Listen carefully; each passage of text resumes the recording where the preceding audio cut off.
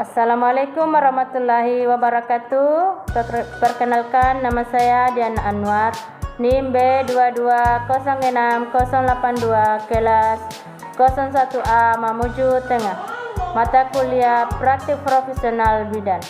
Dosen pengampu Ibu Rismawati, SST MMKes, Prodi S1 Kebidanan, Universitas Megabuana, Palopo.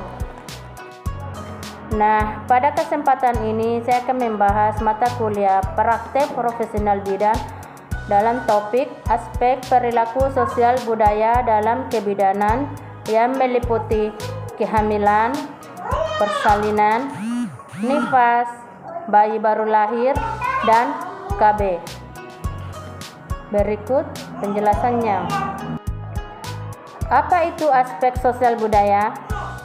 Aspek sosial budaya adalah segala sesuatu yang diciptakan oleh manusia dengan pemikiran dan akal budinya serta hati nuraninya dalam kehidupan bermasyarakat, serta aspek tersebut telah melekat dalam dirinya. Aspek sosial budaya dalam kebidanan. Masyarakat pada umumnya masih banyak yang belum memahami pentingnya kesehatan.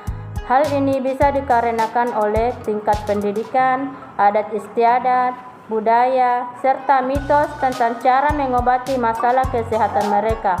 Karena hal tersebut, maka menjadi penghambat peningkatan kesehatan masyarakat, terutama masalah ibu dan anak.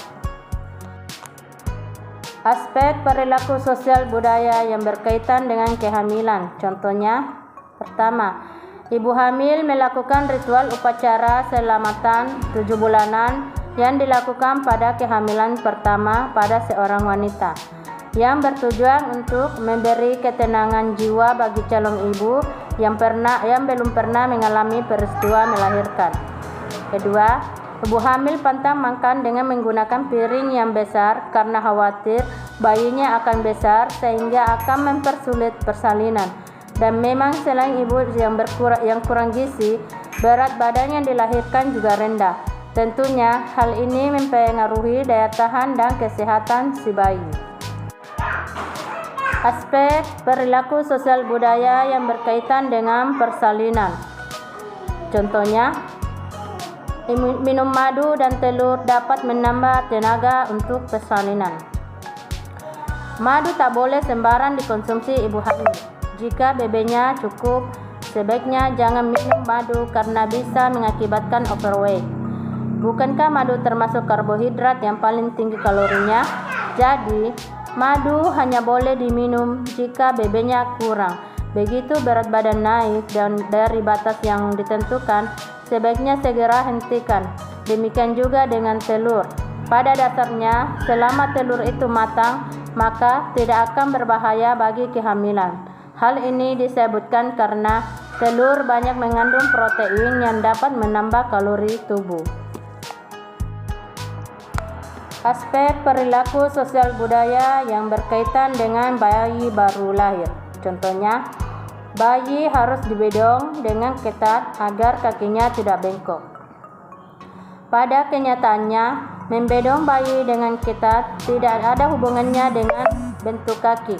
Tujuan membedong bayi adalah agar bayi merasa hangat dan nyaman. Jika bedongnya terlalu kuat dan ketat, maka bayi akan susah bergerak dan bahkan mungkin bayi akan merasa sesak karena ikatan yang terlalu kuat.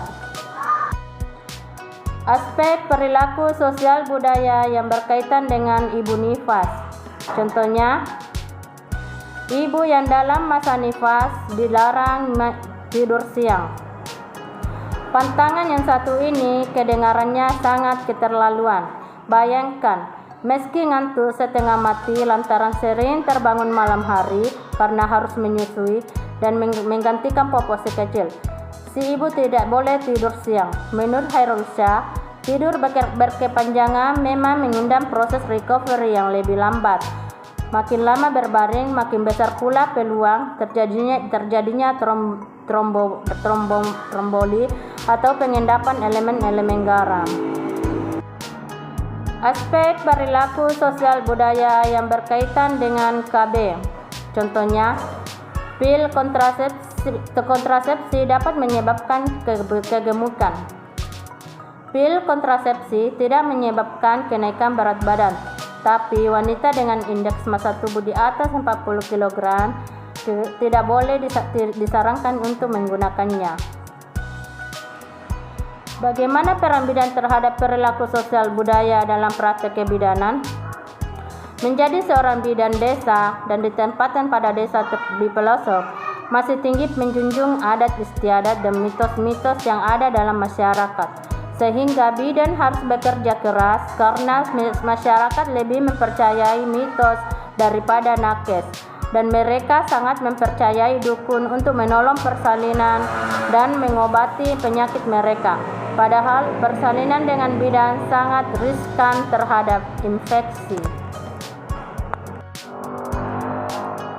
Adapun peran bidan terhadap perilaku sosial budaya dalam praktek kebidanan. Pertama, bidan harus mampu menggerakkan peran serta masyarakat khususnya berkaitan dengan kesehatan pada kehamilan, persalinan, bayi baru lahir, nifas, dan KB. Seorang bidan juga harus memiliki kompetensi yang berkaitan dengan tugas, peran, serta tanggung jawabnya. 2. Perlu mempelajari sosial budaya masyarakat tersebut yang meliputi pengetahuan penduduk, struktur pemerintahan, adat istiadat, dan kebiasaan sehari-hari, pandangan norma dan nilai agama, bahasa, kesenian, dan hal-hal yang berkaitan dengan wilayah tersebut. 3. Melalui kegiatan-kegiatan kebudayaan tradisional setempat, bidan dapat berperan aktif untuk melakukan promosi kesehatan kepada masyarakat dengan melakukan penyuluhan kesehatan di sela-sela acara kesenian atau kebudayaan tradisional tersebut. Nah, demikianlah penjelasan singkat dari saya mengenai aspek perilaku sosial budaya pada masyarakat. Lebih dan kurangnya mohon dimaafkan. Sekian dan terima kasih. Assalamualaikum warahmatullahi wabarakatuh.